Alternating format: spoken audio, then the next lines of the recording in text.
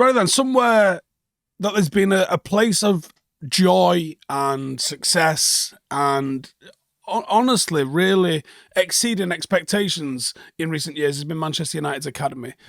Now, any academy that is able to produce just one first-team footballer every year is absolutely killing itself in terms of productivity. And in recent years, we've seen Erik ten Hag go to the well of Manchester United's academy, which has probably been neglected in a big way over the last 10 years, actually. Kobbie Mainoo's found himself a first-choice player. Alejandro Garnacho's very much on his way to becoming a first-choice player. We've also seen him very quick to use the likes of Howson and Kambwala, and even though they've been moved on, I don't mind that approach. I like the idea of bring someone in. Are they good enough? No, they're not good enough. Okay, fine. Let's not string them along and let's not block the passageway for other players as they come through. Find out if they sink, and if they swim, they swim. But at least you know, and no one's being strung along. Those players are going to go on and have careers, and I think that's fantastic. We've seen Mabry used. I think we're going to see Amas used at some point during the season. And United have got, in the last few years especially, just a team that is capable of taking on all comers. And the current under-18s crop has played 5 times this year and has won 5 times this year and has racked up some goals while doing it. And I think there's a handful of players in this under-18s, very young players as well, actually, 16-year-olds mainly that we're talking about here, that are really throwing a flag up and saying, you need to come and watch me. Now, we're going to do a video about one of those today, but I think it's also worth mentioning the likes of Jayce Fitzgerald, I think Gabriele Biancheri.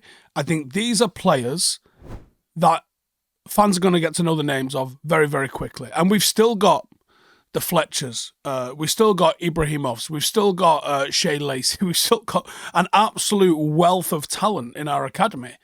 And some will make it and some won't make it. We're going to make some regular content out of this because there's enough talent in the academy for us to make a handful of videos out of. And there's a lad at the moment that I think is well worth us having a look at. And he's a very key part of the under-18s in an exceptional campaign last season. And he started the season this season in the same vein. And he's a player that is touted to have the potential to break through, especially with United's below par recruitment in the right wing area. And that is Bendito Mantato. And he's got an interesting kind of origin story as well. A little bit of a two-way threat. He excels both offensively and defensively, and his primary strength lies in the ability to cut inside onto his left foot or take defenders down the outside. That double threat isn't unique, but it's kind of rare.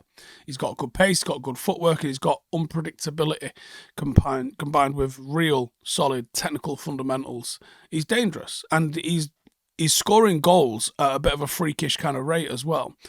He's creating or developing the ability to create space for goal-scoring opportunities for himself, but also for others in a manner that I think could translate into first-team football. Now, he does have a knack for scoring goals as well as creating goals. Probably not to the same extent as someone like a Shea Lacey, who offers creativity kind of across the pitch. But what I think is setting Mantato apart is the consistency in being a bit of a dual threat, using both feet and remaining effective, and the ability to be able to receive the ball 2 feet and exploit the space that's in behind defenders with off-the-ball movement makes him mad unpredictable and very versatile, who keeps defenders very honest. Now, defensively, he's very good. And that might be because he's recently transitioned from being a left-back to a right-winger. Like, he's not always been a right-winger. And the astute amongst you will remember that Saka did a similar kind of thing where he came from being a left-back, left-wing-back into quite a potent right-winger. And that gives him an edge when it comes to reading the game from a defender's perspective. It allows him to manipulate opponents whilst contributing effectively off the ball. And I think he's got an ability and a bit of an inherent desire to track back and provide defensive cover, is something that a lot of coaches are going to select. It makes him an asset, not just in that position, but in various positions. In 1v1s, he's damn effective. He's got drop of a shoulder, he's got a chop, he's got tricks. He's got tools in his locker to be able to beat you 1v1 without just, using pace and going past your left or right. He loves to cut in on the left, but he's capable of using his right and going down the line as well. Obviously defensively solid, and he uses his weak foot quite often. He's really strong. He's technically sound. And the fact that he can play fullback as well makes him not just a defensive reliable asset in his ball work, but it probably broadens the opportunities for him to be given a debut somewhere. Emergency cover when you've got a player that can, at a push, probably play 4 different positions on the pitch. It is quite a big thing for him. Now, again, those comparisons with Saka are probably not going to go away. Probably because of the dribbling, probably because of the left foot shooting style that he's got and the danger that he possesses cutting in off the right-hand side. He's got speed, he's got awareness, and those qualities make you a promising winger with a high ceiling. He's only 16 though, and he's already made real big strides. He made his debut for United under 18s at 14, which is a hell of a good sign. It is a hell of a good sign when you see the likes of Angel Gomez and that. They were making debuts in the under-18s, that kind of age. So there's something about him. He's also been progressed into first-team training. Now, I imagine it's probably not every single day. I imagine it's not every single week. But he's been in first-team training. So somebody's got their eye on him. His size, his pace, his technical ability, along with that versatility, to me suggest a bright future ahead of him. And like I said, there's loads of young lads for us to cover in the academy this season. Like, United's academy at the moment, it's just winning things. It's winning things and it's producing players that are putting pressure on the first team. And I think in the gaffer we've got with Erik ten Hag, he is not afraid.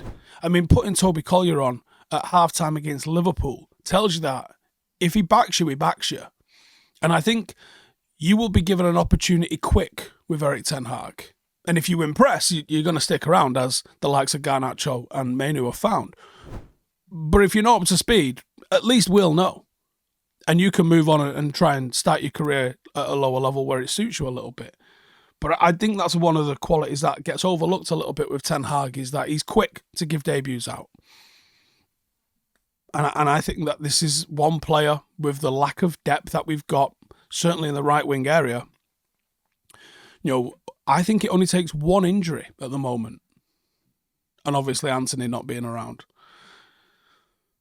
One injury to the main ones and Anthony. And I think he's in. There's not a lot of depth in those areas. There's an okay amount of depth, but there's not a lot. It's not super deep. And if we continue in the League Cup, if we end up being able to take our foot off the gas a little bit in Europa, you never know. You never know. But I've been impressed with the bits I've seen of him so far. I'm going to try and get down to some under-18 games this year and try and see what they're like up close.